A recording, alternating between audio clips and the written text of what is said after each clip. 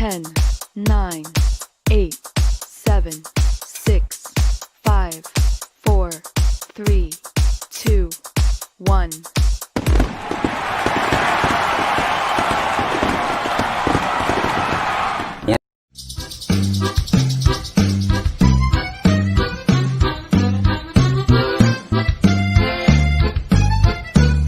Welcome to the truth about beer.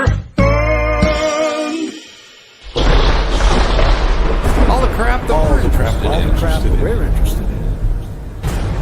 I'm Keith Davidson. I'm Papa Joey Stave. I'm Tim Rice. Searching for the truth. Exploring the unexplained. Investigating the paranormal. Subscribe now. Hit the alert button. Hit the alert button so you don't miss an episode. Welcome to the truth About beer. and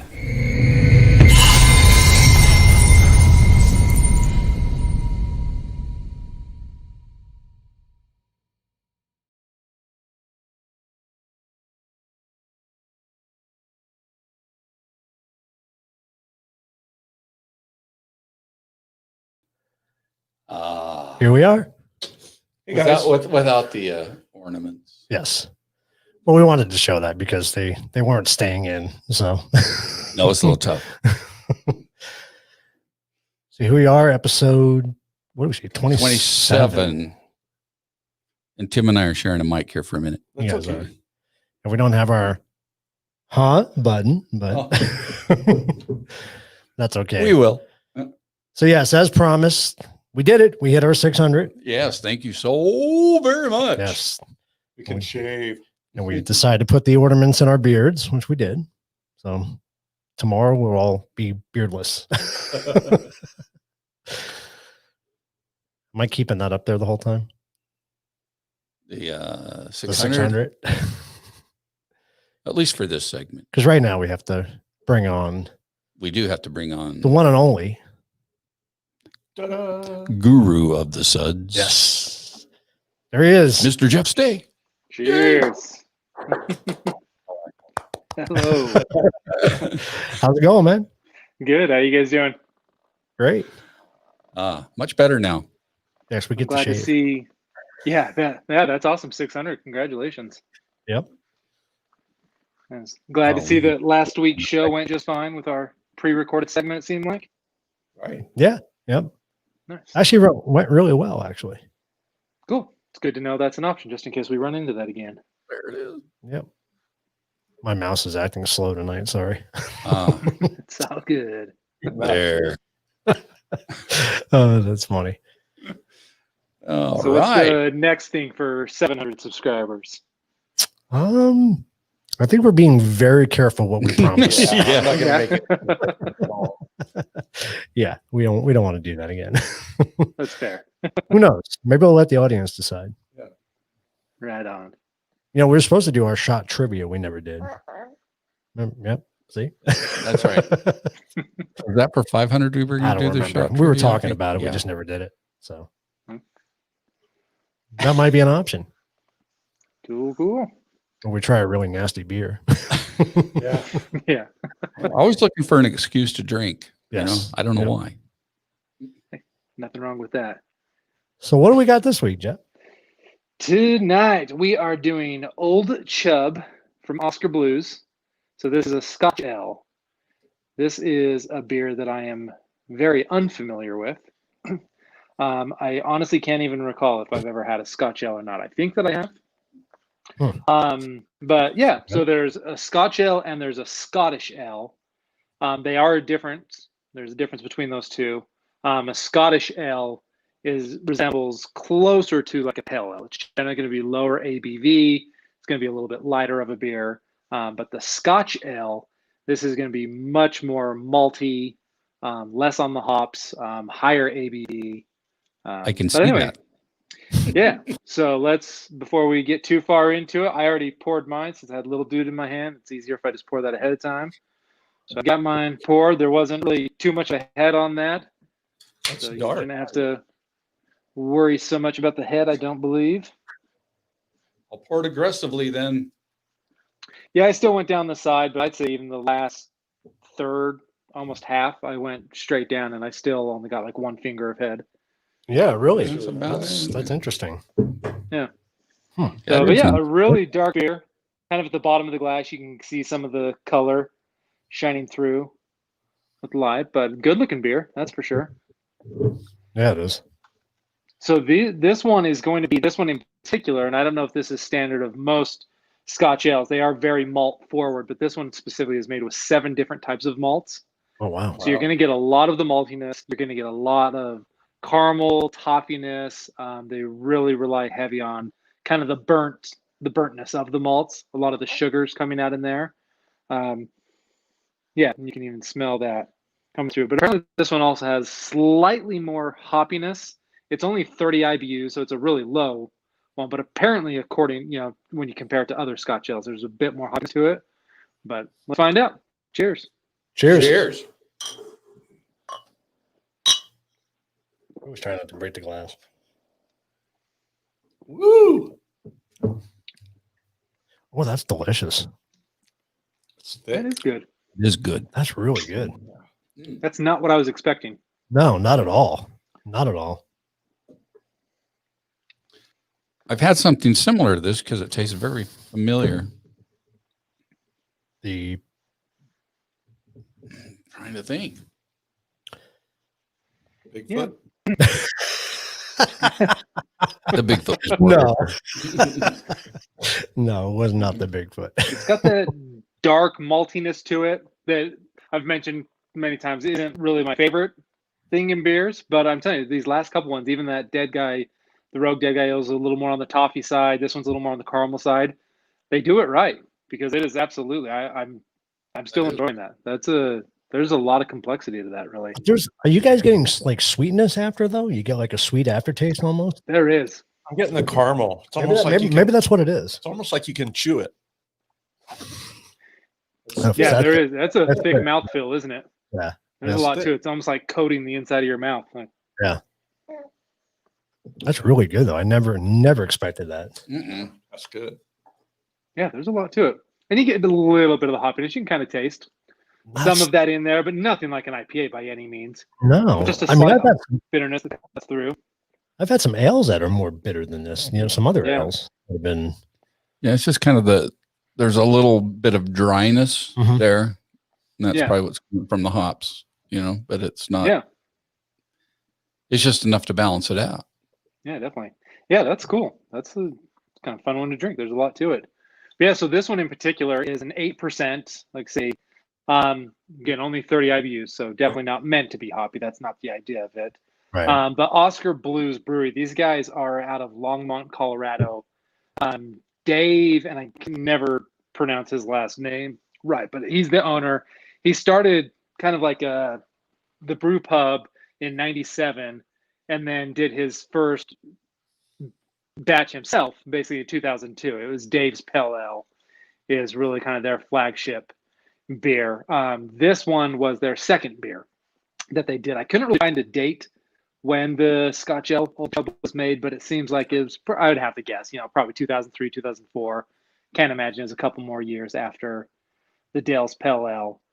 So this has been around for quite a while. Like I say, the second beer that they came out with.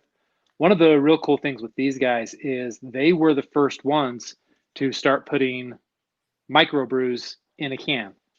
When they first came around in early 2000s, no one was putting high point microbrews, high quality high point microbrews in a can.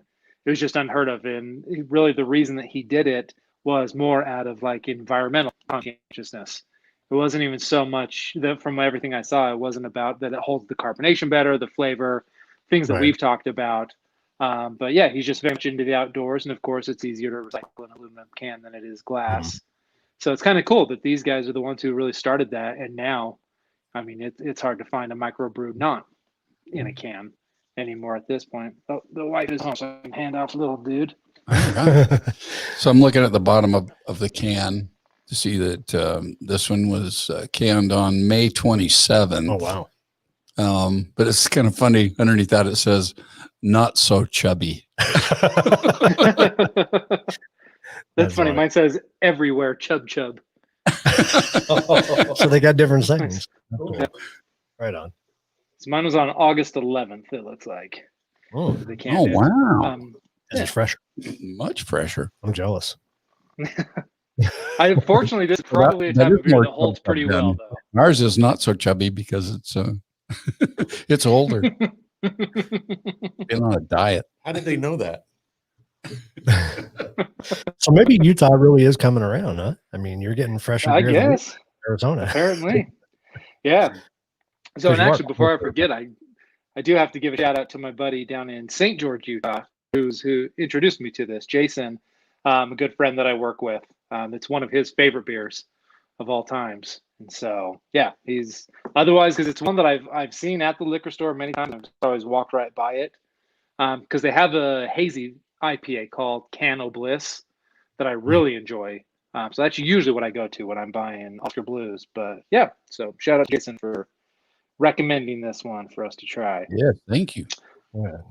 Kind of the other funny thing with there's two funny things about the name with this. One, the original name of this before they started brewing it when it was kind of just a concept before they officially put it out there was HYA, and it stood for Here's Your Ass. So all I can assume is because it's an 8% beer, it is a fairly high point.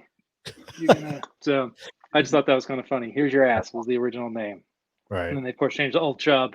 But the official nickname of Scotch Ales, not even necessarily a nickname, but a real name, is a Wee Strong, is the other name that if you hear a Wee Strong beer, they're synonymous. So you can call a Scotch Ale that. Where again, a Scottish Ale truly is something different. Right. A Scotch Ale and a Wee Strong are the same. And no surprise, Wee Strong, because it genuinely is from Scotland. About the 1800s in Edinburgh is when they really started brewing the Scotch Ale, taking the ideas of the Pale Ale from England and again coming down on the hoppiness, really up in the malts. But it's based off of the Pale Ale out of England. And it'll bring on the chub. You get too much in you, anything will bring on the chub. Right. That's funny. This is really good. I'm really surprised. Man, you just keep upping the ante every week, man. Hey, it's fun. Like I say, it's not. I'm taking ideas from other people and things that I'm seeing online, and yeah, it's fun. It's getting me out of my comfort zone of just sticking with IPAs. I was just drinking those for so long. It's kind of fun when I look at my mini fridge. I always have like at least 4 or 5 different beers in there because of doing the show with you guys. So yeah, I appreciate it. No, we appreciate it. Yeah, Absolutely. I have to say we're a little confused right now because we did a shot of Irish. Well, we did Jameson. And, Jameson. Yeah, we're doing Scottish stuff, so it's What country are you in? kind of messing with us. somewhere in Europe. that's one we're actually just talking about that, and not to get off on a tangent, but I think it's so interesting that England and Scotland are part of the same island, yet they're so drastically different in terms of language and look and just the feel of the countries. And you get Scotch, but and literally a few miles away, whatever, you got England, and there's no way you'd have Scotch from England. Right. But then Ireland, like as just a dumb person, I guess, a dumb American, I think of Ireland and Scotland as so similar. They seem similar, red hair and the accent and all. It's just weird to me. I don't know where I'm going with it, but it's just interesting that Ireland and Scotland seem so similar, Right. yet Scotland and England are so different, and they're actually connected together. I don't know. Yeah. If you guys know the history of why that is, I would love to know. I don't know. Seems Do like you Tim know, would Tim? know. That seems like I've Tim's been all alley. over in there, but I Maybe just went out to bars and partied. maybe one of our Yeah. guests. Learned a history of all of them. London is definitely different than Ireland. Yeah. But I just went there to party. Nice. So, Nothing wrong with that. so wasn't Ireland kind of more of a place for criminals? Is that where England sent their criminals originally, or something? Was there? So maybe like Scottish criminals crossed the boundary, into England, got in Well, trouble, then- got sent to Ireland. Right. So that's why they kind of seem similar, like Australia, New Zealand type thing going on. And then isn't Scotland Yard in England? I think it is. I'm just so confused. Scotland Yard. See what happens when you drink. That's the police department. Yeah. That's funny. They call it Scotland Yard in London. The Scots must be pissed. What do they call it in Scotland? Oh man. Yeah, but in terms of the beer, in terms of the brewery, that's Right. kind of the story that I've got They've got for it. you I guys. bet one of our guests tonight can tell us the history. Oh, somebody can. Probably, I'm sure. Yeah.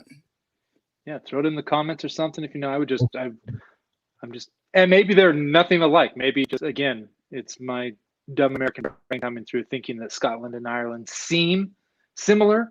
Obviously, I know they're different, but just the culture seems somewhat similar, but maybe they're not. I I've don't know. never in my life. I think it has to do with whiskey. I've never really heard of Scottish. an English whiskey Hmm. that's been famous. I mean, there's always Scottish and there's Irish. Irish. Yeah. You know, Very so- strange. So it all revolves around Mm. whiskey. so it has to revolve around whiskey. We're going with that. We'll go with that. I like that. See, and then with that, and we won't get off on too much of a tangent, but I think it's interesting that Scotch is aged in used bourbon barrels. So in the US, we're taking a brand new barrel, they'll burn it and then they age the bourbon in there. Well, then Scotland buys all those barrels from us and then they age the Scotch in those barrels. So, but I would imagine Scotch has been around way longer than bourbon. Or I guess it was probably Scottish settlers coming to America that started, they probably brought their whiskey brewing or distilling and turned Scotch product into bourbon. But anyway, point being that I think it's interesting that Scotch uses bourbon barrels to do it. So like, what did they do before bourbon existed? Like in the early days of Scotch. Right. Somebody, man, my head's exploding tonight, guys. That's what happens. So- So when are we doing a whiskey episode? Hey, I'm that double rye I was telling you guys about. You got to try that if you hadn't to pick that up yet. That is that High West double rye is fantastic. Just neat over ice. I did an old fashioned the other day with it. Fantastic. That is such a good whiskey. I know. And you saw that, didn't you? Yeah, That, Yeah. I know Naked would like it if we did a whiskey episode. Yeah, that'd be cool. Let's switch it up. We should do that one time. Yeah. I would love to do a good that. idea. We could do it with beer chasers. We could do that. Yes. Absolutely. I like how you think. So you better mark that on your calendar, Jeff. All right. So coming up, we'll do Moose Drool Brown Ale next week. You guys still good with that? Oh yeah. Moose We're Already just sticking got with it. these dark Moose ones. We're gonna Drool. so Moose Drool Brown Ale. Then we'll do Griswold's, that Christmas ale, Mhm. because that's gonna be right before Christmas. That's crazy. We're already that close. Right. That's scary. Yeah, that is. So how about like just right after Christmas, right after the New Year, we'll throw in a whiskey episode. Let's do it. Yeah, let's do it. That would be good. That'd be a lot of fun. Perfect for winter. Right. New Year. Yeah. Yeah. We'll drink in the new year. I Awesome. don't know. So hopefully it's better than 2020. Anything better in 2020. Right. Exactly. We'll see. See what happens. Cool. All right. Well, thank you guys. Thank you. Thanks, man. Yeah, another Good to winner, see man. you all. Yeah. Same here. Yeah. No, this is really good. I'm definitely enjoying this. Glad you guys are too. Tell your buddy to keep them coming because it's been good. Yeah. Yeah, he does. I've got good beer friends. They got some. The only problem is several of them are out of state, and so then they just make me jealous with the amazing selections that they get. There's a few. I got a buddy in Richmond, Virginia. Things that he's been sending us, showing us what he can get. It's unbelievable. There's just some really unique beers he's getting. So unfortunately, it's going to be That's hard in for us to get Virginia, it. But so. Yeah. yeah. Yeah. But anyway, yeah, absolutely. We'll keep them Anyway, coming, and we'll do that. Yeah. Thank you. Cheers. All right. Cheers. Awesome. We'll see you Good to next y'all, week. and I'll see you again. Yep. I will see you then. All right. Sounds good. Thanks, guys. Bye. Very cool. That's really good. I couldn't drink a lot of those. No. They're filling. Very tasty. All right. Where are we at here? Getting back to where All we're at. Well, let's check. Let's run through some comments real quick. Oh, we've had a lot of comments Yeah. going on here. I know. Wendy, are you a whiskey girl? Everybody's I think having Wendy is a side whiskey girl. conversation. Yeah, she likes pie hole. Oh, yeah, that's right. She turned us. She turned us on to the pie hole. Yeah. Good stuff, by the way. Yes, and see, Naked says yes. There are lots of brewers in Virginia, him included, right? They're having a whole conversation about sheep over there that I don't want to get into. So Yeah. I'm going to leave That has one to do alone. with Scotland more than Ireland, though, right? There's a lot more sheep in Scotland. I'm going to leave it alone. I'm not going there. So Well, we have a show to do. we have a great show to do tonight. So we are we're going to have to do a quick change up here, but we're going to bring back Mr. Brian Weaver with ghostquest.net, talk about his books. Yes, and we're also bringing back from season 1. Yes. Wow. What episode was that? 4, wasn't it? Well, I think, was it 4? Yeah, probably. 4 or 5? 5. I think 4 was us. That's right. 5. 5. It was 5. Yeah. Yeah. So Dan Davidson, Talk about his books. self-published author. So while we do our switch, So thanks everyone for the 600. Keep sharing, keep hitting the like button. and Absolutely. Tell your friends, and we'll come up with something amazing at maybe 1,000. well, we got to keep going up by the hundreds. We do. But yeah, 700's next. 700's 700, next. all right. We got to figure something So, out. and give your suggestions. Yeah, that's a good idea. Yeah. Scary, but Join good the idea. show. It's going to be great. So we're going to run our Para family real quick while we make the switch, and we'll be right back.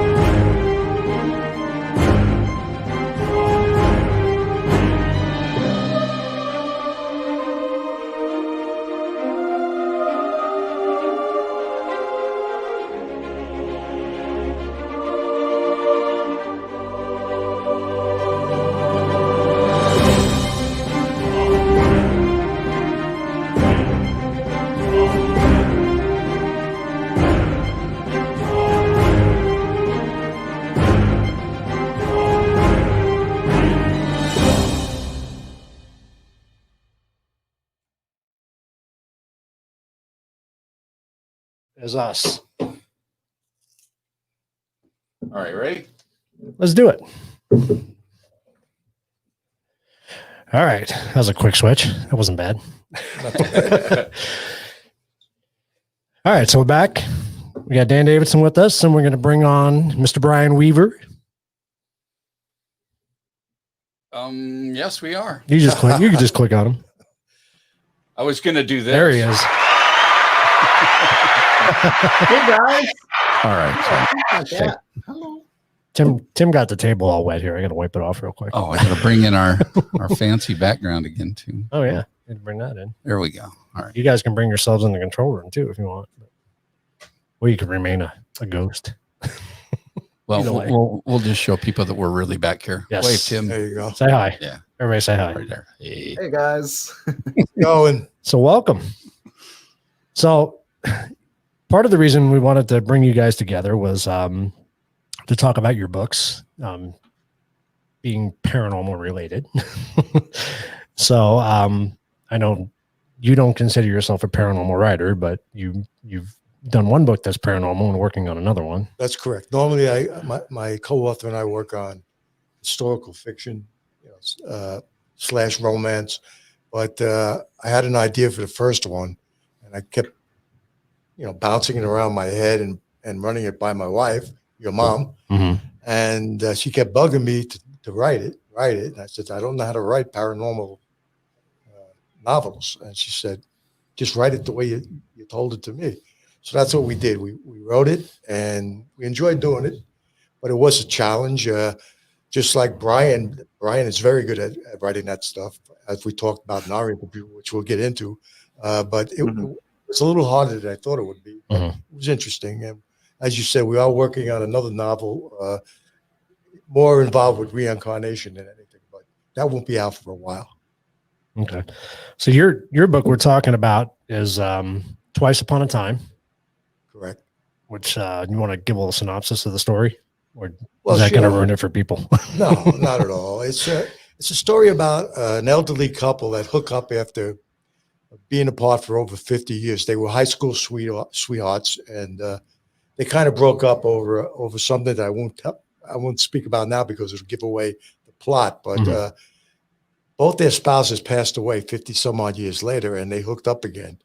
And the gentleman told the lady that he believed he had a way to go back in time to the time just about when they broke up and see if they could do it over again and do it right the second time. And of course, they run into a lot of problems, unexpected problems. It's sort of like it's a dual story from that point on, because although they do go back in time, they don't lose their present self. So there's kind of two stories going on, and it's not complicated, but it's very challenging. And that's pretty much the basis of the story, but it does have a rather unusual ending, and it makes people think a little bit about what if I had to do it over again.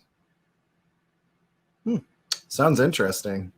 Yeah, it was, Brian. It's like I said, it was a challenge. You know that yourself from what you write. You're dealing with an area that you're pretty wide open for what you want to do with it, because who's to say you're wrong? It's a crazy area, and this particular audience tonight, who most of them are in paranormal activities, investigations, and stuff, they'd be the first ones I'm sure would say that it's pretty much open for debate and conversation. So it makes it an interesting topic to write about. Wendy loves your accent, by the way. I don't know if you saw that. Oh boy, sorry about that. I can't give it a New York accent. I tried.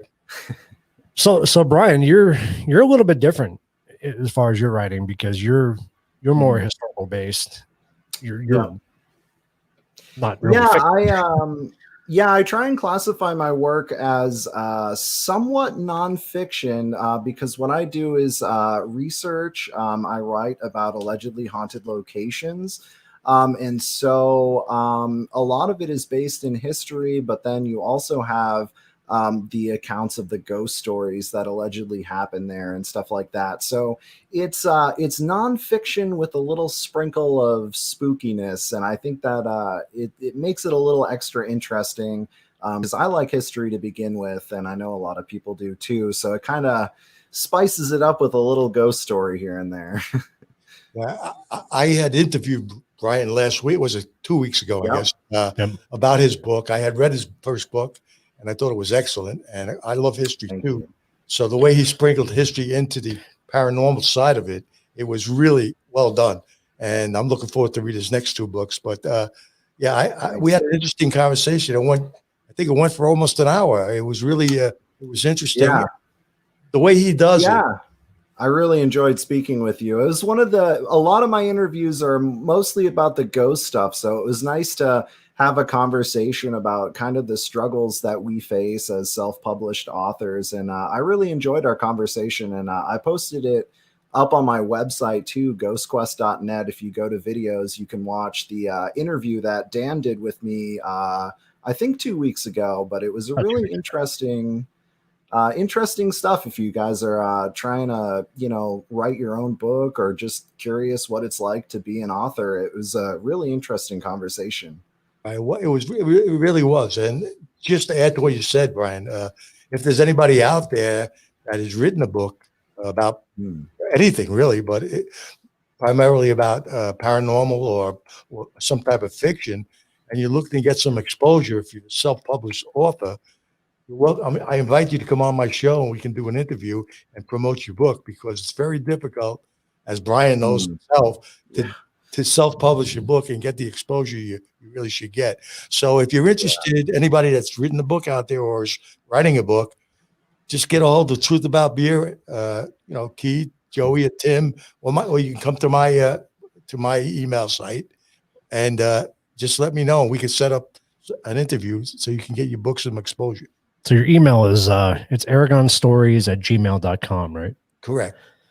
And we can put that up. And then your podcast is Bios to Books. Bios to Books. So That's correct. So one thing interesting, I found in listening to the interview between you guys is your books open up to not just one type of audience. So, if you take Brian's book, for instance, if you're into history, you're going to really love his book. If you're into paranormal, you're really going to love his Absolutely. book. And kind of the same thing with you. If you're into historical romance, fiction or paranormal, you're going to be drawn to this type of a story. That's correct. So I think that was really neat to hear, the differences. Mm-hmm. So what, I know we had you on Parapalooza and everything, and you talked about your book, the New York book. For the people who didn't have an opportunity to meet you the first time, what got you started in wanting to explore these different areas? Well, a few different things kind of came together. So when I was younger, I used to, my friends and I, when we were in college, we would watch Ghost Hunters, Ghost Adventures and stuff like that. And I think it was after we saw an episode about the Mount Washington Hotel, which I'm from New Hampshire. So that to me was really interesting. And after seeing that, I started kind of researching different places in my area and just learning all this fascinating, interesting history and the ghost stories that go along with them. And eventually what happened was I kind of ran out of material to read. So I started compiling a database online on my website, ghostquest.net, of allegedly haunted locations throughout the United States. And over the last 4 or 5 years, I've gone through about 5,000 of them and put together a little bit about the history, the paranormal activity there. And I also have a section where you can submit, like if you've been to one of the locations I've written about, you can submit your stories there. You can submit links back to your YouTube videos or your website. So it's really a resource that I aim to create for the community more so than anything. And then along the way, I ended up turning it into a book at the suggestion of a friend of mine. So that's kind of how I got here. Interesting. What I like about his books are that, and as you said, he combines history with the paranormal, but it's fascinating the way he describes the individual happenings at different sites and the people who experience the happenings on a regular basis. And even sites that I didn't even realize were haunted. And I think I know a lot about history. Apparently, I don't know as much as I thought. But reading some of those sites, like the Brooklyn Bridge and some of the other sites that he mentioned to me that I didn't know about, it kind of blew my mind. But there's so much to read in his book, and you can start anywhere. That's what's great about it. You don't have to start at page 1. You can start any way you want, and you won't lose track of what you're doing. It's really good. Yeah, that's true. I have it laid out kind of like an encyclopedia. So it goes from A to Z. So like if it were me and I was like reading I haven't written my book about New Hampshire yet, but if I had, I would probably start with the cities close to me because personally, that's what I really want to hear about. But yeah, it goes A to Z. So you can either, pick it up, put it down, or use it as more of a reference. It's got a lot of utility to it. And I also include the GPS coordinates and the addresses on there. So you can like plan out a road trip, all kinds of stuff. I think it's a great book, and I'm hoping to do all 50 states eventually. So. You also mentioned hoping certain sites that have open invitations certain times a year for people who want to investigate to go in there. And I thought that was interesting too. Yeah, a lot of the places that I include are, like museum type places or places that are open to the public. Some places are not, but, if you were to ask permission or, go during business hours or something like that, a lot of these places you can visit, which is really cool. And on that note, I also try not to include any private property just for like privacy reasons, because a lot of these people don't want people showing up at their houses and stuff like that. So I try and make the places that I include in my list, I try to make them as like, you're not going to get, well, some of the places you'll get in trouble for going, but hopefully those are pretty obvious. You know, you shouldn't go there. Right. So, Right. Now, do you distinguish between sites that you can just go into for free or sites that you have to pay to investigate? Because I know here, there's a lot of places that require you to pay to go investigate. So I don't know how it is on yeah. free, but No, actually, I really don't, because most of the places I actually just kind of assumed that you would have to pay them if they're like a museum or something like that. right. So most of the time I don't, but I do list things like this location offers tours during, the autumn season or whatever like that. So yes and no. I like to just assume that for the most part, you're going to have to pay at least a little bit of something to get the official tour, if they Right. have one. And I know here with a lot of the places that we do, a lot of the money you pay goes toward the upkeep of the facilities. A lot of facilities we go to are very old, and it helps keep them open, keep them up and running. So you definitely don't mind paying to go. Keep history alive is how I put it. So Absolutely. we did the Doniano with our last episode that were released, and unfortunately 2 years from now they're going to tear it down and put up a hotel. And Oh no, it's kind of sad, but I Mhm. get why they're doing it, but it's a piece of history that's going to go. So it's sad. Yeah, I always hate to see that. And I always say that if I sell 1 million books, I'm going to buy all these places and I'm going to just keep them there forever, because it is really a bummer. A lot of these places I'll go to write about them and they'll have such an interesting history. And then I'll go and I'll find that it's been torn down and it's just like, there's nothing there anymore. Some of the places are still considered to be haunted. But again, you do lose a lot of history when those places get torn down, and it's really unfortunate to see that. Mhm. I'm sure it happens more often than not. So Yeah, even when the building's gone, though, like Brian said, the haunting can still be there. well, the energy stays. Oh, Yeah. the energy stays. So even though you lose the nostalgia and seeing the actual buildings or locations, if you're really interested in investigating it, you probably still could go there. You see that, Wendy? So when they tear it down, we can go back to the hotel and investigate. So it would be interesting to see, because I feel like different hauntings are different. If you believe in ghosts, some people believe that they can be attached to the location, like hotels are really haunted. So if that was like a happy spot for someone, they went on vacation there, sometimes they'll return, and maybe if the hotel is torn down, maybe they just won't come back or something like that. But in my opinion, the change in time and the change in the history makes a big impact on these hauntings, it seems like. Yeah, I would agree. So you just came out with your latest book, was Michigan. Yes. So so I have 3 books. Yeah. All right. It looks awesome. So you guys got to see it before me, and I'm a little bit sad. Oh, really? Yes, because when I do it on Amazon, it takes them like 2 weeks to get me a proof copy, and they don't let you use like the Amazon Prime shipping and stuff. So I pretty much get the shaft unless I want to pay full price for it, but I can't afford to order like 10 copies at full price, so I have to wait for the author copies.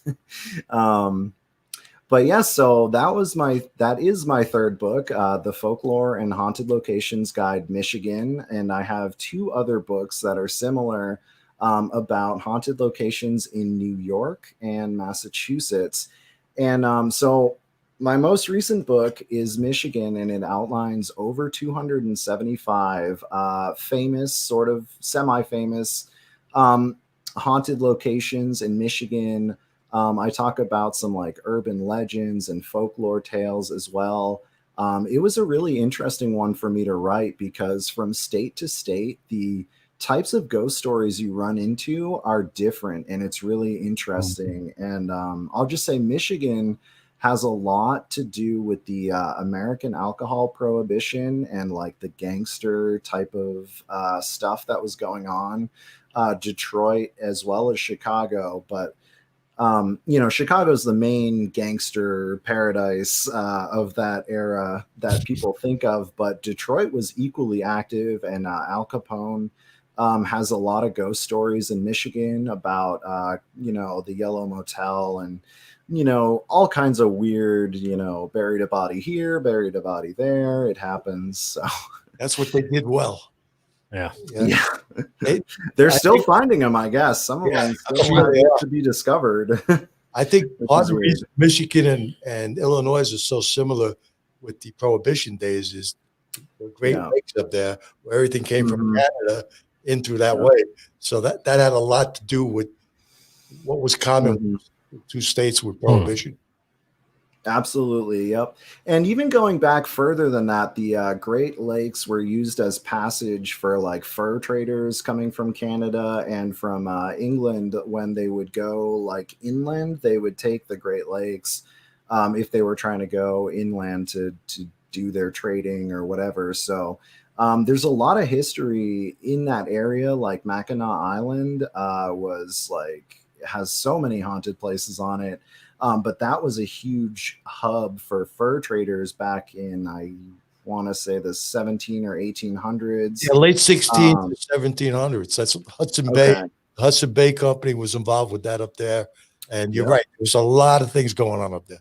They made a lot of money too. Oh yeah, yes. There's a lot of, especially on Mackinac Island, the luxurious fur traders built mansions there, which are allegedly haunted.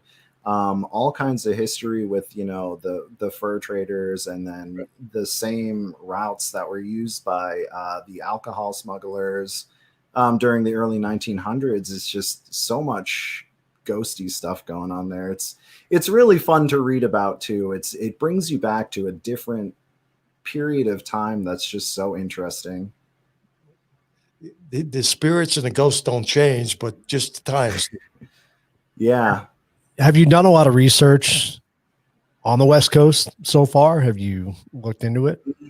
No, not actually. The West Coast is, I haven't done much there. So I have a preemptive list of places that I'm planning to research later. So I've compiled like kind of an outline, but yeah, the West Coast, I don't think I've gotten to any West Coast states yet. Those are all just kind of a list that I have to go back to.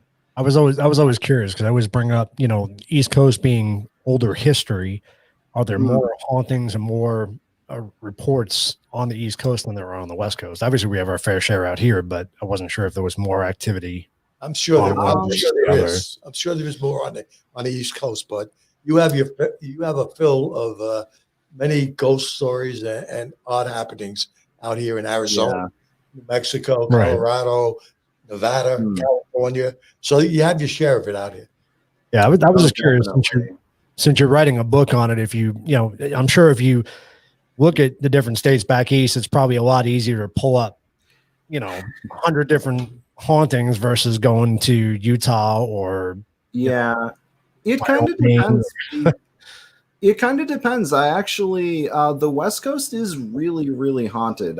California and like during the pioneer days and the gold rush that they would do, there's a lot of ghost towns out there that were like, they sprung up because they found gold there and then they disappeared. And a lot of death in the gold mines, a lot of accidents related to that type of activity. So you guys definitely have a lot. And I believe the southern parts of like Texas and California were initially inhabited by Mexico. So the history there, it does go back. It's just, it's not our history, I guess, beyond a certain point. So, and honestly, I'll be really honest with you. I don't know much about the out West history. I do know some stuff, but like, I'm actually really curious to dig into there to see how much there is, because I guarantee there's a lot, especially in California. I want to say, from what I've heard, California is the #1 most haunted state. So Interesting. I don't know.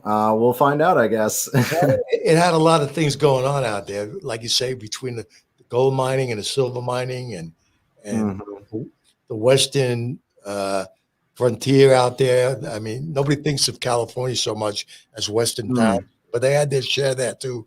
And they, absolutely. you know, up north there by Reno and the borders of California, you had the Donner Party that disappeared there, and that's supposed to be haunted up there. There's a lot of places in California that definitely something you want to look into. Yeah, that's what I'm looking forward to. But at the same time, I feel like I'm going to be completely overwhelmed by it because it has like 3 or 4 times as many. Like the list for California is like 5 times longer than any other state I've done so far. It's insane. Yeah. And another thing is that I know if I start on it now, I'm not going to publish another book for like 3 years because it would take me so long. Right. So part of me is avoiding California. You might want to hold that off to the last one or something. This way you can dedicate your entire time to it. Yeah, I know. And I also want to make sure that my technique is better because as I write, my technique, my research improves and my writing as well. So it's another one of those things where it's going to be such a monumentous task that I really want to make sure that I do it justice and do it well because I think a lot of people are going to be interested in it. So I want to make sure that it's good. Understandable. Yeah. So your book, Twice Upon a Time, and all your books are available on Amazon. Correct. So Barnes and Noble for me too. Barnes and Noble. Just about every book site. Okay. And you I'm on Amazon. I would love to put my books on other stores, but every time I have tried to format them, because as I said, they're laid out like an encyclopedia, the formatting ends up being like super different. So I'd have to basically format an entire new book to get it on Barnes and Nobles. And I'm just not feeling it right now. That is the problem with that. They have different formats and it's terrible. Get caught up in that.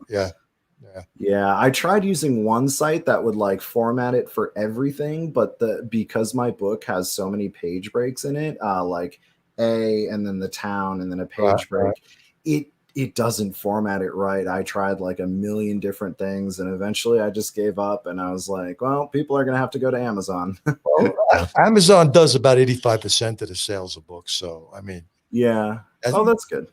You couldn't do too much, worse than that. I mean, I think Amazon is, like I said, the top site for that, and then Barnes and Noble, and then gets progressively less. But I think Amazon's either 80 or 85% of the sales. Okay, well, doesn't make me feel as bad then. There you go. Well, there's always that question. We always wonder: do people prefer hard copies over the electronic versions? I mean, what seems to be the more popular? Well, I mean, if you're talking about economics, people are watching their money. Usually, the ebook is less expensive, right? Then now you're talking about a hard copy, or you're talking about a soft print copy. There's a difference. Soft print is what you're holding up there. Right. That's a soft print copy. Then a hard copy is an actual hardcover book. Hardcover book. With the outside cover and everything included in it. That's expensive. Well, I think more for people who are diehard readers that have to hold a book. They have to. They have to read a book. That's why the soft cover one works good for most people, right? Because it's less expensive than the hard copy. The hard copy is quite expensive. Do you see any trend on that though? Neither of them that you sell more? I mean, obviously the quick answer is it's cheaper, so people are going to buy electronic copies. I guess that would be the answer for me for even selling the books. I think I outpace my printed copies probably 3 to 1 on ebooks. Yeah. You notice that too, Brian?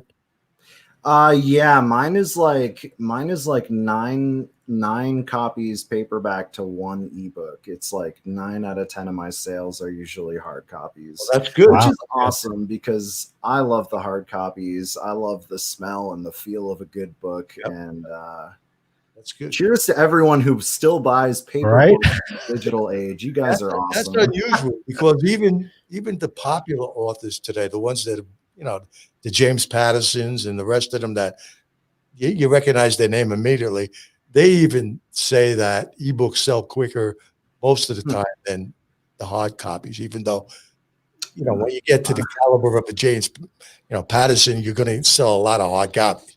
But I'm just saying, ebooks seem to be usually the one that takes the lead, and yet you're saying 9 to 1 the other way. So you're doing something right. That's why I asked. I I don't know. was curious. You're doing something right.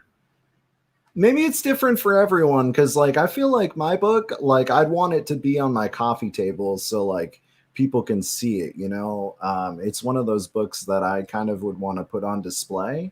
So maybe that's partially why. Like, It might be because you describe it as a reference book too. So why would you not keep a reference book available? Whereas when you read a novel, most people will read it once or twice and then they kind of put it away forever.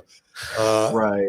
So they opt sometimes to go the other way to the ebook, but because especially avid readers, they can read 5 books in a week. Right. So they're constantly going on and ordering an ebook, because they read them and then they get rid of them and they read another one. And so I guess it depends on what your style is, what you're trying to achieve in the book. And I think in your case, I could understand why the hard copy was popular. Well, I was interested in what Wendy just said. She said hard copies last longer. Yeah, it's easy to lose that digital copy. I feel like I'm a messy computer user. I try and stay organized, but you can lose it. I mean, it's not that easy to do. I mean, you have to kind of delete it, but I still think, like I said, depending on what you're trying to, sell with your book, and in your case, I could understand it. But in the other, as Wendy said, it's probably certainly better to have a hard copy because they last forever. Right. You can take it with you or whatever you want to do. But so many people read so many books that they just want to go through the book and then go through another book. So I guess it depends on the individual. Right. Yeah, and one thing I noticed real quick, sorry to interrupt you guys, you're is good.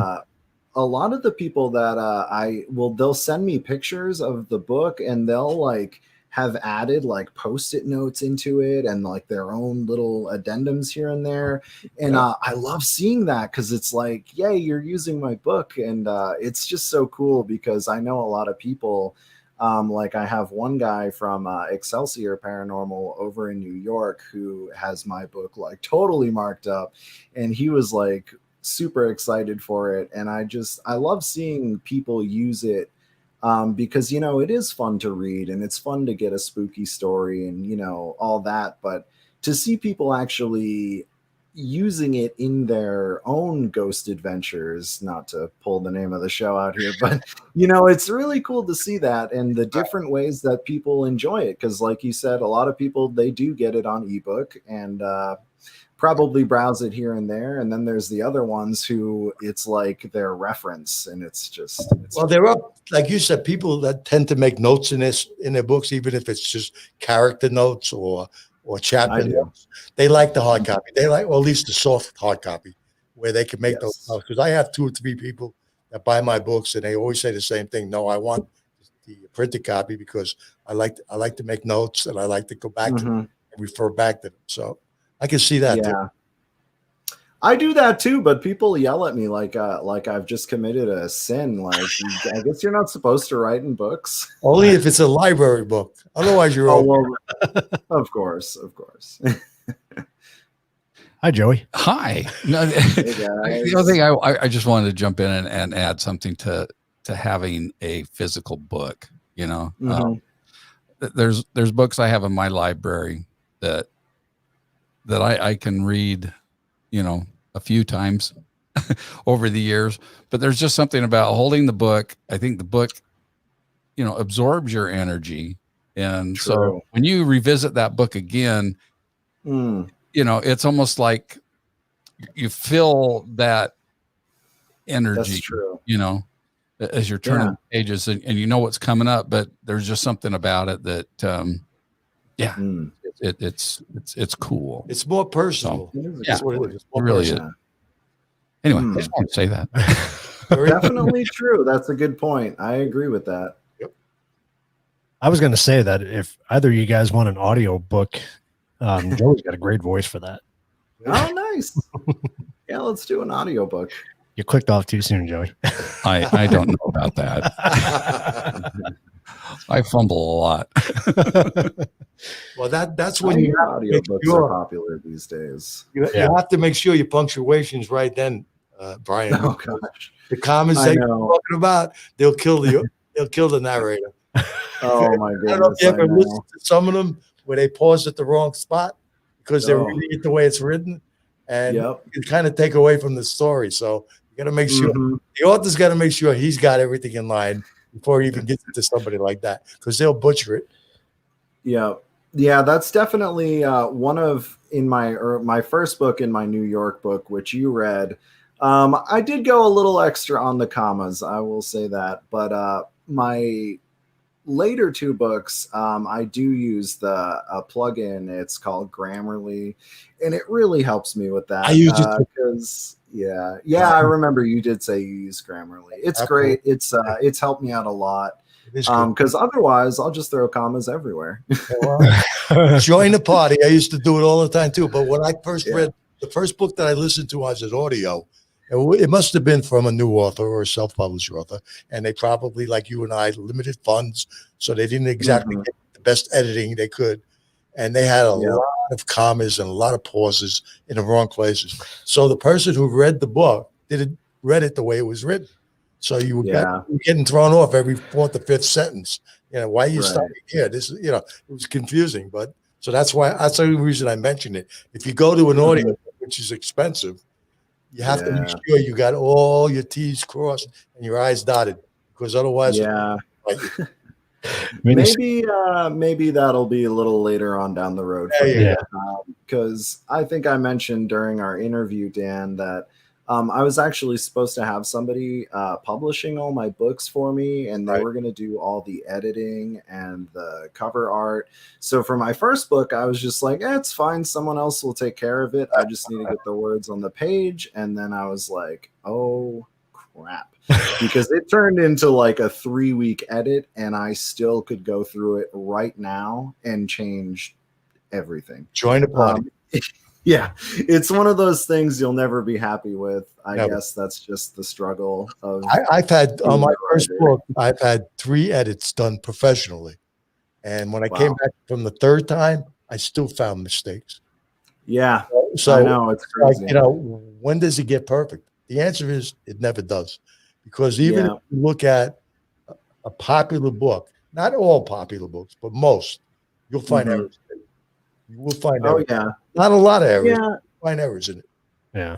Because and a lot of it comes to styling too, I think. Like some people prefer to use, like, sometimes Grammarly will make a suggestion to me, like to add a comma, and I'll be like, you can ignore that though. That's what's good about them. If they make a suggestion, you can ignore it if you want, which is good. Yeah. So Vinny said you can't kill a scorpion with an ebook. I saw that. That's a great comment. You're gonna want the hardcover for that, though, I think. You're right. That one, Vinny. Right. Absolutely right. That's funny. So one thing I wanted you guys to talk about that I found interesting on your podcast, and we definitely got to put up the link to the podcast to show you guys did. But for our paranormal family out there, I was curious what their take is on it. You brought up the Alamo and Gettysburg, and I was wondering if you could share a little bit of those stories. You tested my memory again. I was afraid you would do that. Hopefully Brian can help me on this, because he might remember more than I did when I said what I said. We spoke about some haunted locations, and in his book, not in the Parapalooza presentation, he mentioned the Alamo and a couple other historical sites. So I mentioned to Brian in our conversation that I had gone to the Alamo twice. Once in I shouldn't tell you these dates because it's going to really age me. Just make it up. 1960, when I was in the military, I went to visit the Alamo the first time, and I went by myself because most of the guys I was with just wanted to get drunk. So me being a historian. I'd rather get the history out of the way, then get drunk. So I went to the Drunk Alamo on by myself. And as I'm walking through it, first of all, I was a little disappointed because I thought it would be a lot bigger than it was. Okay. But once you get inside, it just blows your mind. You know, when you think about what happened there and what those guys did for 13 days, how they defended themselves against incredible odds, it kind of blows your mind. But when I walked out to the courtyard, the first time I was there, something just hit me. And like I say, I'm only into paranormal now because of you guys and the audience here that I've been watching you guys so long. I'm starting to believe this stuff now. But at that time I didn't. I was a doubter. And I said I was standing out there in the courtyard and I got this feeling, just a strange feeling. I can't even explain it. It was a strange feeling, like something was tugging at me. I don't mean physically, just tugging at me. So I kind of brushed it off, but it stayed with me for a couple of days. I went back there in 1997 or 98 when I was working for my company. We had an office down there. So I said, let me stop by there again. And I totally forgot about the experience at the moment. And when I walked inside, I looked around, I was looking at the souvenirs and everything. And I went out in the courtyard and bingo, it happened again. The exact same thing. And as soon as it happened, I remembered what happened in 1960. It tugged at me. It made me feel uncomfortable, but not like somebody wanted to hurt me. Just something was not right. And I couldn't explain it. And again, it stayed with me a couple of days. So that was two experiences of at a historical site and some of the strangeness that comes with it. Then I went to Gettysburg in Pennsylvania, the battlefield, the Civil War battlefield, at least 5 or 6 times. One time I went there with my brother-in-law, and we went all over the place. We saw Devil's Den and Pickett's Charge and the Peach Orchard. We saw everything there. And we decided to walk through the cemeteries, and we went through one cemetery. You told me the name, Brian. Was it Greenlawn? Something like that? I think it's Greenlawn. That sounds like a familiar one. Yeah. I think it was Greenlawn. It wasn't the largest cemetery, but it was a cemetery there. And I'm walking through there, and I'm looking at the tombstones or whatever the monuments they had there. I don't remember exactly how it looked, but it was a tombstone. And I stopped at this one, and I just got this strange feeling like I got at the Alamo. And I looked down, and I saw it was a private in the Union Army, a PFC in the Union Army. And I think his last name was Walker, but to this day, I can't swear that that's the name. But it just held me, and it almost felt like he was holding me there, or not even physically. I don't mean physically, but just something about it. And I just walked away very uncomfortable about that. And I even told my brother-in-law about it. And he thought I was nuts. But I told him, no, really, I felt something and I can't explain it. So these were experiences I did have myself. And I was a doubting Thomas. Yeah. And, I'm skeptical to some things that go on. But I'm much more of a believer in the possibilities behind it now. Right. Much more believer. So in your investigated history, Brian, have you heard similar things with the 2 sites, or what types of experiences have you heard with the 2 sites? Well, yeah, those are actually pretty common reports.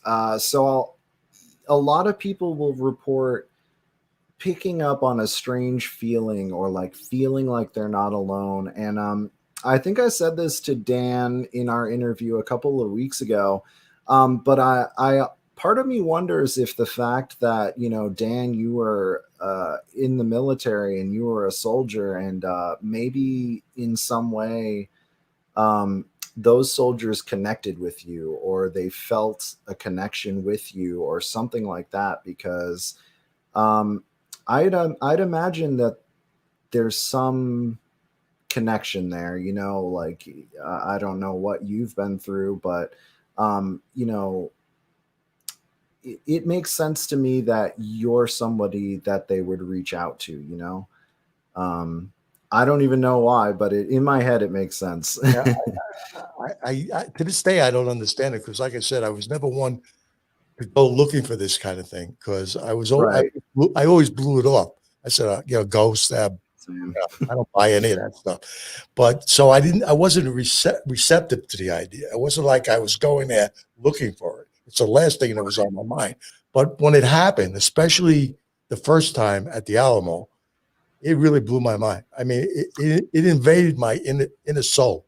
It really, and I know that sounds corny, but it invaded my inner soul. It really captured me. And then I watched when the paranormal teams, you guys and Wendy's people and all these other groups, when you go out and you get these experiences, and I see how you react to them. And I understand it now. Yeah. I do understand it. Well, I brought that up for a specific reason, because you had two separate experiences years apart. And, we take Vinny with the jail a lot of times.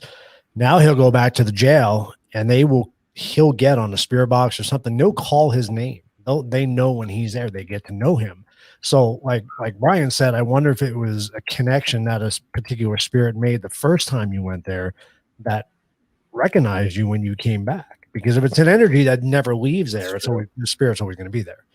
So I was just curious about that. What I do know is I'm not going back. That I do know. So we won't know for sure if that's a possibility now, because I'm not going back. I'd ask Wendy and Vinny because they're on, but you guys talk about experiences where you go back to locations and they recognize you. Does that happen more often than not, or just places like the jail, or I can't say Doña Annex, we've only been there a couple of times, but maybe Oracle, something like that. So I just wonder if you went back to Gettysburg today and you visited that same spot, would you have that same experience? You said you've been there several times. Yeah, but I only had that experience one time. Well, actually, I think it was twice, but one time that I remember. The other time is a little vague to me, but one time at Gettysburg, I'm positive about. But I went there like 5 or 6 times. Mm-hmm. So I only went to that cemetery twice. So, I don't know if that means anything either. But there's a lot of activity there. I mean, anybody that's even not into the paranormal would know with all that went on there for those 3 days in that battle, there has to be spirits there. I don't care what anybody said. Yeah. There has to be, restless spirits there because of everything that happened there. So who knows what would happen. Well, you hear about all the time when they do the reenactments, they claim to see spirits who aren't part of the reenactment. You hear that all the time. Yeah, they hear things like that. Yeah. Mm-hmm. Yeah, that's crazy. I think maybe things like that can trigger like a spirit, them hearing the sound of a musket being fired or something like that. It must evoke some type of response, I would imagine, if that's how you died. So it's honestly, it's interesting, but it's also really sad to think about just those people who were there. And, like a lot of times in my research, I will come across pictures and, you don't see it of the Civil War a lot, but those battles were insanely brutal, and absolutely just those people died slowly and painfully. And a lot of times they were just left out there in the heat to smell it up and rot. And yeah. I mean, like you said, they died brutally. I mean, the musket balls that hit their body, it wasn't like a bullet hitting your body that sometimes would go through your body. Those musket balls, when they hit, they just shattered bones. And half of the time these soldiers died, not so much from a mortal wound, but from the after effects. Internal bleeding, I've heard, was a large cause of death. Right. Because those musket balls, they would. I mean, it's like getting hit with a stone, basically. I mean, that's what it was. So, exactly. And if you did live through it, then they looked at how they could save the leg or save the arm, and their answer was amputation because of gangrene. Yeah.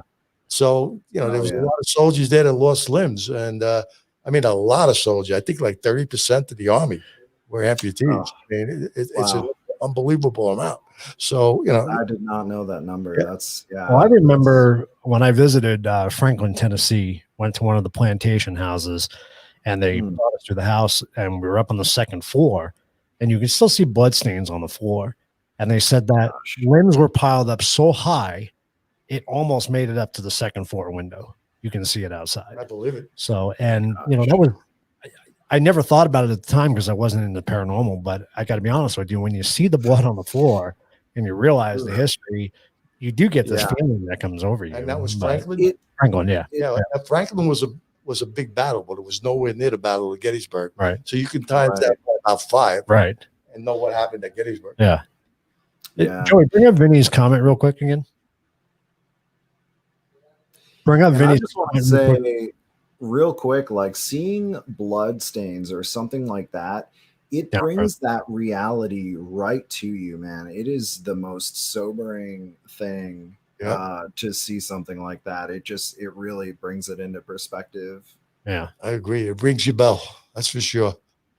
Now, I was reading Vinny's comment that he said you weren't attempting to communicate at any of the sites you visit, but I'm wondering if it was what we talked about, that what Brian said, that the spirits recognized that you were in the military and they found a commonality with you, and that's why they were attracted.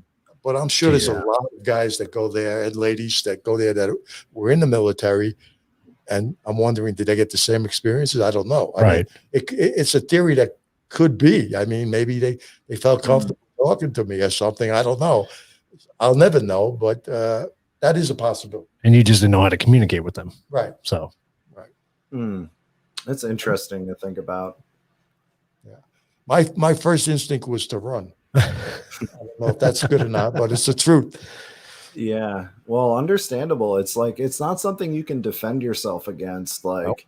if it decides to mess with you somehow. Exactly, That to me has always been a little bit frightening about ghosts. You know, like I'm kind of a big dude, so most people don't intimidate me too much, but thinking that there could be something that like I couldn't do anything against, it's Yeah, how do you defend against a spirit? I mean, I don't know. I don't yeah. know if there's a way of doing that. but it's not always a physical thing. A lot of times it's an emotional thing. People get very emotional. I know there's times, True. Joey, we've been out and you'll get sick to your stomach. You'll just get a weird feeling. It's not always a physical thing. It's not always, But a scratch. that's just as frightening because you can't put Right. your hand on that either. Right. It's just I don't know if it's worse. Like, did you say?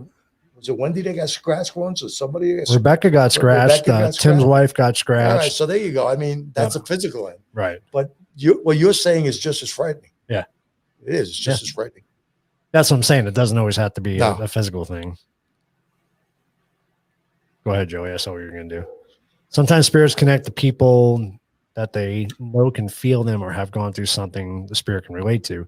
And that goes back to my point. Like Vinny has always said, you go to a foreign country, somebody recognizes that you speak English, they're going to gravitate to you. I think it's the same thing, that if a spirit knows you were military, you were a doctor, like even at Oracle with the nurses and everything, communicating with Lindsay. I just think they recognize you, so maybe they feel comfortable with you. Yeah. My question is, how would they know that? True. I mean, you know how many thousands of people go to the Alamo every year, or to Gettysburg? Millions Right. of people over the years. I mean, how would they know an individual is more to their, to their needs and to their understanding of what they went through than somebody else? I mean, Right. How would they know that? Well, I mean, part of me wants to say, and this might be a little bit hippie-ish, but a lot of these things are frequencies and energy, and like if you're feeling sad, it's possible that you're like emitting a frequency that resonates with the feeling of sadness, or if you're thinking angry thoughts, you put that angry energy out, and perhaps the spirits being ethereal can pick up on that more than we can in our physical human forms.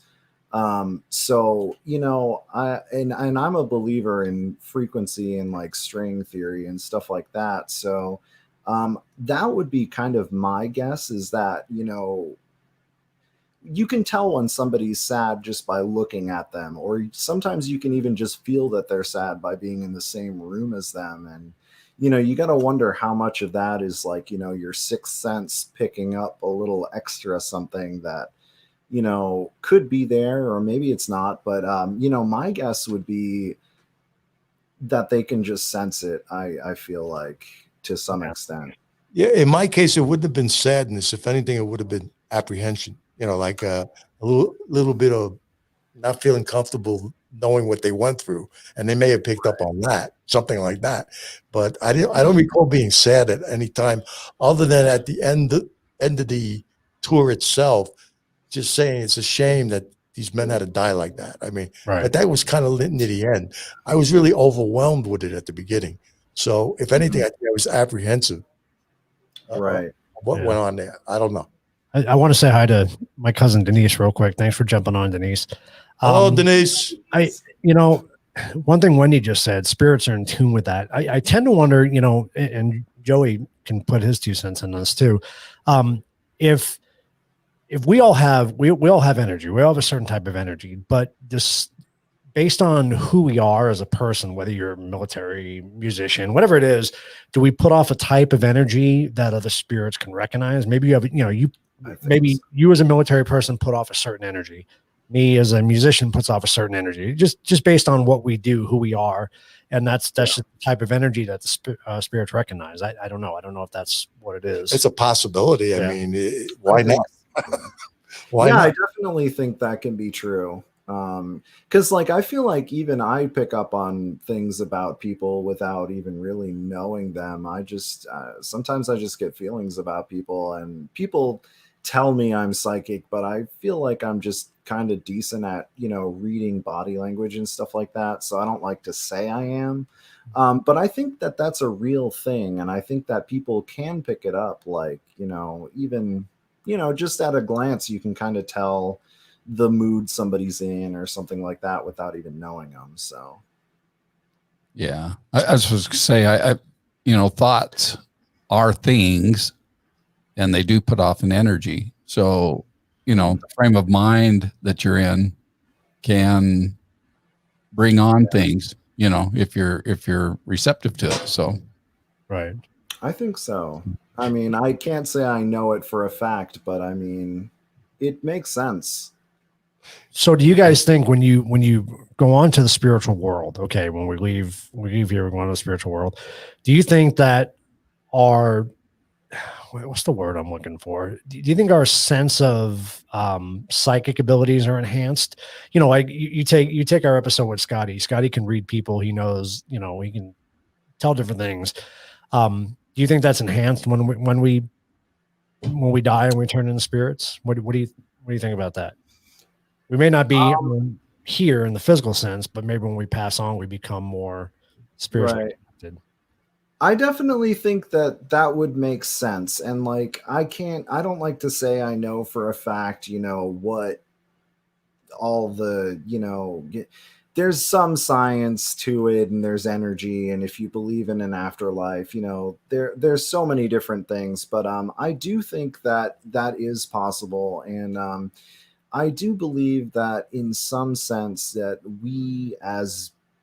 I think any creature has a spirit. When you look at the law of conservation of energy, basically says that, energy can't be destroyed, meaning all this electricity in my brain, when I die, is either going to become a different form, or it's going to go somewhere, or it's just going to stay in the air. Even if it just goes back to the clouds, it's something does happen. I've always loved Joey's theory on this, that being that everything is carbon based, it's like our surroundings, like a big recorder. It records everything, and it takes certain events or whatever to replay. I've heard that just like a tape, and I think that's a great. Am I saying it right, Joey? I don't want to butcher your thought process on that, but I totally agree with that. I think it's yeah, absolutely. Yeah. Yes, and that's a pretty common theory. I think it's called the stone tape theory in the paranormal field, but basically the idea that your energy can be kind of transcribed onto different materials. That's a lot of people do think that, and I can definitely see the validity to it. Because it's all energy and electricity and material, and it's all possible. I can connect the dots. I can't say for sure I think it's true, but it's definitely, if science proved it tomorrow, I wouldn't be like, whoa, this changes my life. I'd be like, okay, yeah, I got it. Well, that would suck because we wouldn't investigate anymore. No. Well, if I knew that it was real, I'd go out there more often, I think. Like, if I had these going out there and just being like, am I just talking to myself right now? Like, it's kind of, it would make things more interesting, I think, to someone like me who constantly doubts everything. Cause Right. like I can get the most clear evidence and I'll still just be like, it could have been something else. I don't know. I'll look for every excuse to debunk things. So Yeah, that's usually what I do too. It's a lot easier to do that than to believe. But what changed me, without getting into any kind of, and I don't want to go into the religious end of this, so I want to stay away from that. But through my research for my first paranormal novel and the one I'm working on now, a lot is involved with reincarnation. And I did a lot of research into reincarnation. I can tell you something. It may not be something you believe in, but it's something to look at, because there has been so many case histories of young people, claiming to be somebody that's passed away years before, having knowledge of things that they should never have knowledge of. So there's an energy there. How could some people remember something like that? They're not making it up because they're not old enough and capable enough to deceive people. We're talking about 5 and 6-year-old kids. Right. So there's something to think about there too when you talk about energy and how does somebody go from one soul to another and remember things like that. I mean, there's so many complicated things about life that we don't understand. So the best thing is to just keep an open mind about it and make your own decisions. Right. Go ahead, Joey. Absolutely true. Yeah, because someday they might prove all this, and everyone who poo-pooed it for all these years might have to go back on their words and maybe feel a little embarrassed. So, like, I always try and stay open-minded, and especially like with what you're talking about with reincarnation, it's definitely possible because the Earth is surrounded by a giant magnetic field. That's energy, and we're energy, and where does it go? Like I can connect those dots in my head pretty easily to, see how people can think that's possible. And it's been a very, reincarnation is a really like prominent thing in Hindu religion and Buddhism and all that. So, I mean, the idea goes way, way back. So billions of people believe in it. Billions, not millions, billions. Yeah. I know. Go ahead, Joey. Yeah, and Well, it's kind of going back just a little bit in the conversation, but we have a correction to make from last week's episode. Speaking of Scotty, Okay. Because I mean, he did kind of talk a little bit about past lives and things like that, but he did create an email account for people to send him questions and stuff. And so this is a correction on that email account. Because we had it as, where'd it go? Here we go. You're going to throw it up. Let's do it. Well, I'll do it under, no, here we go. Okay. So we had it as a Gmail, but it's actually Ask Scotty Gowan at yahoo.com. nice. And so I have to let my wife know because I think she tried to send him a question to Gmail. So it didn't go anywhere. So anyway, sorry. I just. Good piece of info. So that would put that out there. Is that Scotty with a E at the end or, Yep. or Yes. Y? Yes. No, that's Okay. that is correct. Okay. Okay. Yeah, and I don't think, like we always talk about, you said you don't want to get into religion. I don't think it's a religious thing at all. I think it's, if we're going to all agree that it's energy and it's stored energy, like Brian said, energy has to go somewhere. It can't be destroyed. And it's just waiting for that to be picked up. So maybe if there is reincarnation, if you're reborn again, you have a tendency to absorb. Sure, I'll take another one. Thank you, Tim. If you can reabsorb that energy, maybe there's, I don't know, of course, nobody has the answer. I don't know, but that would explain it. I mean, you reabsorb somebody's energy. Well, I read a theory a long time ago, and I can't even quote it. And it's something that Brian alluded to a little while ago. But there's some scientists that believe there is a way to pick up this wild energy or rampant energy that's out there floating around. And if they could figure out a way to do it, they could actually pick up conversations that happened 200 years ago. Right. I don't know what that's called or what the theory is. I've heard that before. Yeah. I believe it's called universal subconscious, basically just saying that the energy around the earth stores magnetically all this stuff that like we can tap into, because like our body having electricity emits like an electromagnetic field that's technically connected to it, I guess. So I guess people believe that things like certain things like you know, hearing like a piece of music by Beethoven that you've never heard before sounds kind of familiar to you.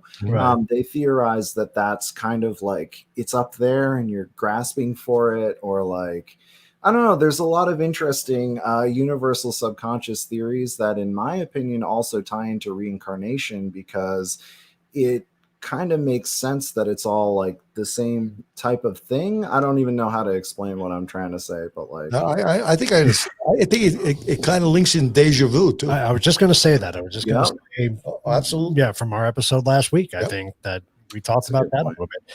You know, Vinny says memories are stored electronically in the brain, and that's true. So that that electrical, it's got to go. That energy has to go somewhere. It really does. I mean, somebody picks it up, and then I totally believe it ties into deja vu. I really do, because you talked about, like you said, you talked about listening to a piece of Beethoven that you kind of recognize. So is that a form of deja vu? You know? Yep. right. Yeah. Interesting. I like it. Yeah, and it's interesting because, you know, you see it in animals a lot too. We call it instinct, or just these things that are just kind of pre-programmed into everybody. Right. But you know, universal subconscious goes on to say that that can include things like, I don't even know, like music is a common one that that people will recognize, or like, I'm trying to think of other examples. It's been a while, but yeah, locations. Interesting one. Locations come into like, physical location. Yep, seeing like pictures of different locations that will look familiar even though you've never been there, or like, stuff like that. Just look at prodigies. Look at them. You know, I mean, how are they any different than you and I? You know what I mean? Is it something they picked up? Is it? Yeah, that's a theory, is that the child music prodigies are somehow tapping into that universal subconscious that, you know, think of it like a server, and, you know, you can type into Google anything and it will go to that universal subconscious type of deal. Like, that information is all out there. It's just, you can't tap into it because, you know, like, we're physically isolated from it. But you know, it is interesting to see like child music prodigies and stuff like that people theorize have tapped into that subconscious knowledge base that's just kind of floating around above our head. And that's kind of what Wendy said there in her comment. She says, I wonder if all the energy from past lingers. Sorry, Joey. Past lingers after we leave, and we just pick up on that. Yes. Yeah, I think that's possible. Yeah. It is possible. Yeah. I definitely think that's possible. I've also heard one scientific like explanation for deja vu is that your eyes are seeing things, like one eye is perceiving things slightly slower than the other one. So you actually, in fact, have already seen that before. It was just in that exact same moment. I've heard like that offered as an explanation for deja vu before, which is kind of interesting to think about. I can see that to a point, but sometimes it's a little bit more than that. So I don't know if that's quite the answer. Right. I think that could be the answer sometimes, but you gotta wonder.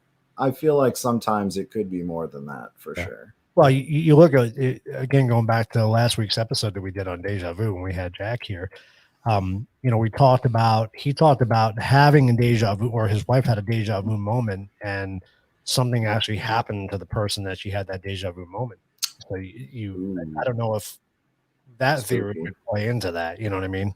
It's possible. So Yeah, that's spooky. Yeah, because I've actually heard of that happening before. I can't remember examples, but yeah, people will have deja vu and then it'll like actually happen or something like that. right. And it makes you wonder because it's not, I mean, it is uncommon, but it's not unheard of. So, I mean, enough people have allegedly experienced it that, in my opinion, like I'm curious about it because, you know, if enough people tell you they've seen a unicorn, I'm going to be curious about it. That's just how I am. Yeah. But I think Tim mentioned that last week is that if you go around anybody and ask them, have you ever experienced deja vu? How many people are going to say no? Yeah, Yeah, I think almost everybody has had a sense of it somewhere Right. along the line. I definitely have. Yeah. Only a couple times, but I mean, it's definitely one of those things you remember. Yeah, for sure. Because it gives you kind of a very compromised feeling at the time because you don't know how to explain it. Right. Yeah. It just kind of catches you off guard and Catches you off guard. Exactly. Yeah. Right. feeling weird. Well, it's kind of like your first paranormal experience. It's kind of the same way. You know, it catches you off guard. You don't know what to think. And Well, the easiest thing to do is to ignore it and just deny it and move on with your life. But that doesn't work. which is what most of society does. Yeah, Because yeah. that's what we were taught. We were taught that Right. it's your imagination. It's your, you're only dreaming it or whatever it is, But the more you become receptive to the possibilities, the more you recall things that you've experienced in your life that maybe they fit into this situation now. And you, like with me with the Right. Alamo and the Gettysburg. I mean, this is what happens to people that start to get involved in this kind of thing. They could have blown this all off as ridiculous at one time, but now that they're starting to look into it, it doesn't seem so ridiculous anymore. Right. Mm. I think the experiences we've just had in our own family would start to make you wonder. Oh, please. I know I won't get started on that, but it's true. Now I'm curious, though. What's that? I'm curious now. It's stuff that makes you feel very, very uneasy because it actually happened. I mean, that's what's been, it's not like a possibility. It happened. And he's referring to Several things. Actually. several things. Yeah. A death of my mother and her coming back to the children, to the grandchildren, the great grandchildren who never met her. And then being 5 or 6 years old and describing conversations with her and calling her by her, what we call a nickname. They used to call her Ami. They never met her. They never heard that name. And they went to their father and said, we saw Ami last night, and this is what she said. And it blew his mind. Exactly. And then it happened with another grandson. He experienced seeing her and talking to her, and not in a frightening way, in a very calm, peaceful way, but still blows your mind. And then we had an experience with an automobile accident where my son and my niece, who's on right now, and another my son's ex-wife were in a serious automobile accident. And when it was over, they were in a hospital and everything. Thank God they all, made it out of there okay. But we got the pictures from the insurance company on the accident, and the car was unbelievably a mess. I don't know how anybody could survive it, but there was a picture of the steering wheel. And I'm not making this up, guys, because I'm not an overly religious person, okay? I'm not making this up. In the steering wheel, there was an image of Jesus. And exactly. I mean, it was clear. It wasn't a facade. It wasn't just a possibility. It was an image. And we all saw it. And everybody saw it. So it's not like one person saw it. It was there. So so it's stuff like that makes me wonder, what's going on. And we even, I think, didn't somebody go back to the junkyard the next day to prove or to try to see what the heck it was? And there was nothing there when they went. Didn't somebody go back? I don't remember that. I thought somebody had gone back to see if it was an emblem or something. But it was definitely there. And Yeah. it was an image of Jesus. And there's no question in my mind. Now, you could say, well, everybody has a different image of Jesus. But the image we all saw the same image. Right. If we described it to each other. Right. Wow. Am I still here?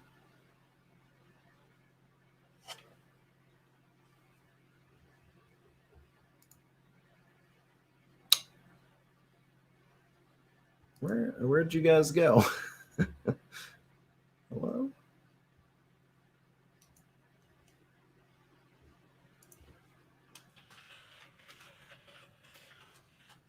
Everybody. All right, we're back.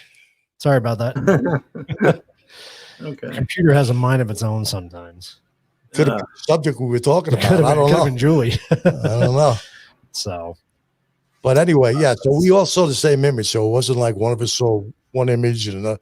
We all saw the exact same image. So it was kind of scary. yeah, it was creepy. And it Yeah. was very real. It wasn't. It's not made up. It's not just to have an interesting topic to talk about. It really happened. Yeah. Wow. I'm sorry to hear about the accident that you guys had. I'm glad Well- everyone was okay. Yeah. No. Thank God. Well, they had their time in the hospital. My niece and my ex-daughter-in-law. They were there for a while, but thank God everybody came out of it okay. Thank Jesus, right? Absolutely. In this case, yes. Yes. Yeah, it was crazy. I was very young when that Yeah. happened. Yeah, it was really weird. Oh, that was a while ago. Yeah, a long time ago. Long Yeah, time a ago. long time I was a ago. young man. Yeah. If you could believe that. So if you guys haven't gone and checked out the podcast that they did together, it's called Bios to Books, and it was Yes. episode 2, and it was very interesting. It was actually a great subject matter, and I think talking about the different books was intriguing. Yeah, it was a great interview. I really liked talking with you, Dan, because you had a lot of cool experiences, and like I said, it was fun to get to talk more about my journey as an author, because, like, you know, people see what I write, but what goes on behind the scenes it's such a task, and you know, to get to kind of talk to people about that, it was really nice, and I got to offer people encouragement, you know, because it seems like such a huge mountain to climb, but it was awesome to get the opportunity to really, you know, reach out and say, you know, you can do it too, and hopefully encourage some people out there to either write about their experiences or just something you're passionate about. Exactly. That was the whole idea when I started the original Bio to Books, the first podcast. I did it with my co-author, Rich Marcano, which I haven't even talked about tonight. He's a big help to me in everything we write, because we co-author everything. But that was the first podcast, and the whole idea was to get people involved with new authors, self-published authors mostly, because it's so hard to get anything marketed when you're a self-published author. So the more experience, the more encouragement, like you gave them last when we had the interview. This is what they need. They need to hear that, and not to give up on their dream. Yeah. You know, nobody can determine whether they'll ever be an Ernest Hemingway or some other fantastic great writer. But that's not what it's about. It's about you getting your thoughts and ideas down on a piece of paper and telling your story. That's what it's about. And then you see where it all goes from there. So that's what the whole idea of Bio to Books was, to get it out there to people and encourage them to continue to write, and don't worry about what may happen. It doesn't matter what may happen. Just write your book. Let's see what will happen. Right. Yeah, it's yeah, sorry, I got a little distracted here. My girlfriend just came downstairs. Okay. Yeah, it's a tough journey, and it's really important to just not be discouraged, you know, because everyone gets discouraged along that path. You know, you run into unexpected things and just things you'd never even think of when you start on that path. But, you know, you get over it one way or another. And, you know, it's been a rewarding journey, I feel like. I don't really sell a lot of books, but the fact that I can hold the book that I've written in my hand, it feels great. You know, it's something I'm proud of. And that's what half the battle is right there. Just showing what you did and making your dream come true and creating something that'll be there forever. And you think about it, that book will be out forever. So long after you and I are gone, that book will still be around. And that shouldn't be the only motivation behind writing, but it's a good part of it, because everybody has a dream. Everybody wants to try something in their life. If you want to be a writer, be a writer. Right. Don't worry about what people think. Don't worry about, I may suck at it, or they'll laugh at me or something. Doesn't matter, I right? sucked when I started. I still So did I. kind of feel like I suck. I feel like I could improve, but Well, get it Do it straight if you right love now. it, We do all it. can improve. yeah. I'm on my third you book. know- I'm still working on improving. So we all can improve. Same here. I feel like that's part of my main goal is, to just always be better and do better and write better than I wrote yesterday. And There you go. eventually you'll get there. Well, let's do a shot of your books again. Joey, can you go to camera 2 there? See if we can do a shot of your books. So we got Brian's 2 books, Folklore and Haunted Locations in Michigan and New York. And then we have Twice Upon a Time and Butterfly Wish. So guys, go check them out. They're all really good reads. I think you'll enjoy the heck out of them. Yes. Hopefully. And then Hopefully, yeah. when's your next book coming out? It really depends on me. Probably in the next 30 to 45 days. Okay. Awesome. That's not the next paranormal one, though. No, this one is it's called Tasting Raindrops. It's a historical romance. And that'll be available on Amazon and all the other other sites. ones, right? Cool. I'm still working on the paranormal one. That's a challenge, but I think it'll be one of my better ones when it comes out. We'll have to definitely bring it to everybody's attention again. I'd when we do appreciate that. So, Brian, I don't have your 3rd book, unfortunately, but I will get it here soon. That's all right. I can send you an ebook copy if you want. Did you ever send me the ones yet? Because I never got them. Oh, yes, I did. Actually, yeah, I sent you a paid version. So let me double check and make sure you got it. Because yes, I did send you one. Well, because no, I never my Massachusetts book. Yep. They might have went into my junk mail by accident and I missed them or something. I don't know, but I'll just send it to me again and I'll check it out. You want me to send it to Paragon Stories? No, he's got my personal. He's got your email personal. address. Okay. Yeah, I don't remember what I sent it to, but I did. I think you sent it to Dan.Davidson 1019@yahoo.com. I'll double check. I'll send you a message on Facebook and make sure I have the right address and everything. No problem. By the way, Denise said that happened in 1983. Thanks, Denise. That That makes me feel even older. 83, huh? Wow. You were just a kid then. I was. Was I 9? Yeah. Yeah. 9. Yeah. I was a kid. Wow. Even Joey and Tim were kids then. Yep. If that's possible. No, I was married and had 3 kids already. 83? Really? Yeah. I had my 3rd kid in 83. Yeah. Well, okay. Well, you're still young, though. You were still young. You're still a kid. What about Tim? Where was he at 83? Tim was 18. 18? Okay. Yeah. So we're spring chickens. Yeah, you're spring chickens. Yeah, exactly.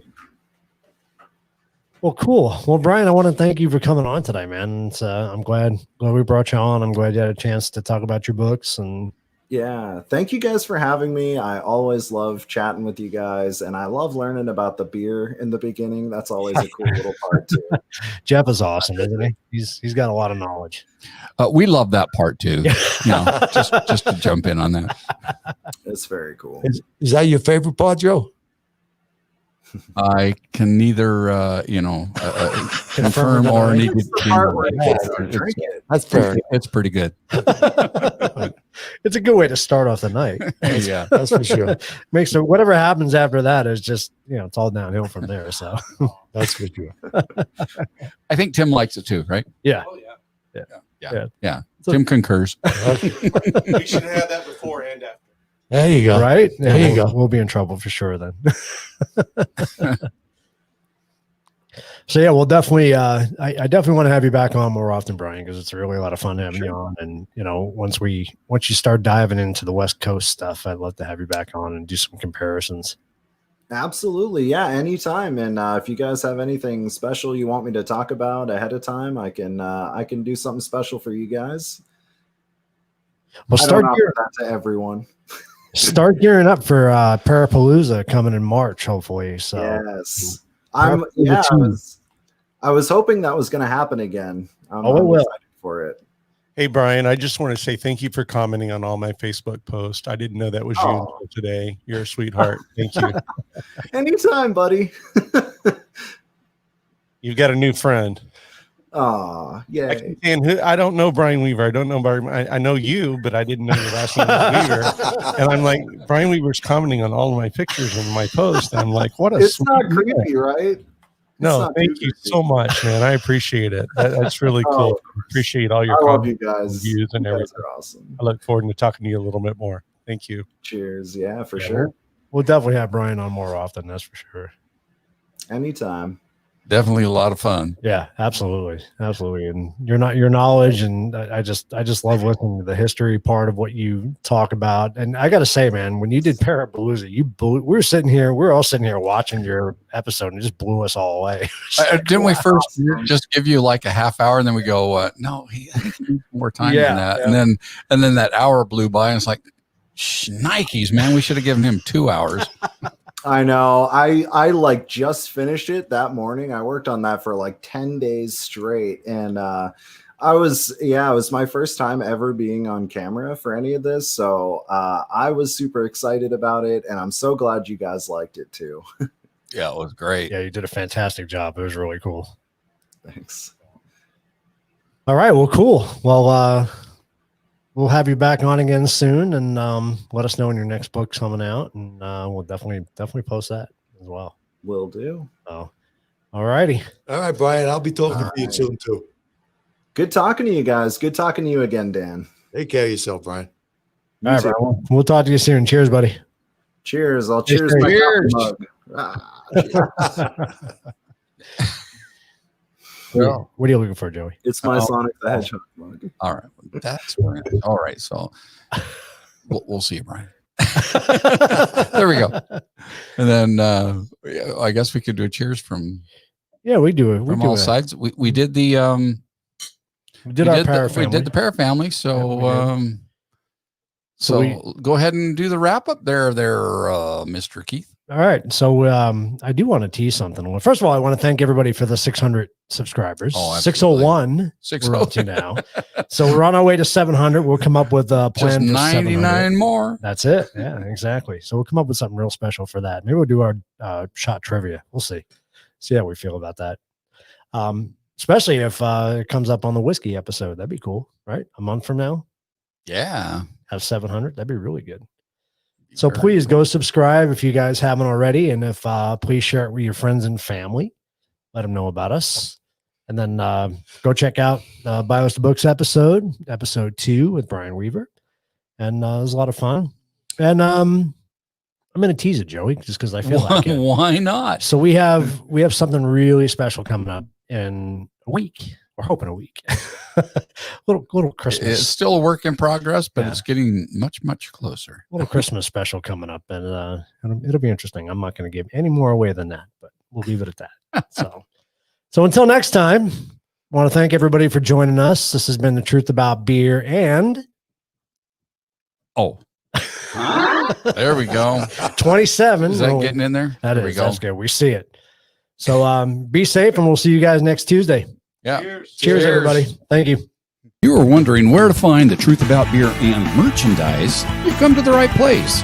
BS Designs has all the merch you've been looking for, from t-shirts and koozies to the very collectible The Truth About Beer and themed gnomes. Visit BS Designs today. You're looking to fill up your man cave, she shed, or just looking to decorate or redecorate your house? Please visit our good friends at Boomer's Department Stores. And while you're there, be sure to check out their blog page. Whether you're an aspiring paranormal enthusiast or a seasoned professional, or perhaps you're just looking to add to your equipment inventory, look no further than Ghost Hunters Outlet. They have all your equipment needs. For a limited time, mention the word beer in the promotional code for additional savings. And be sure to watch The Truth About Beer and on YouTube.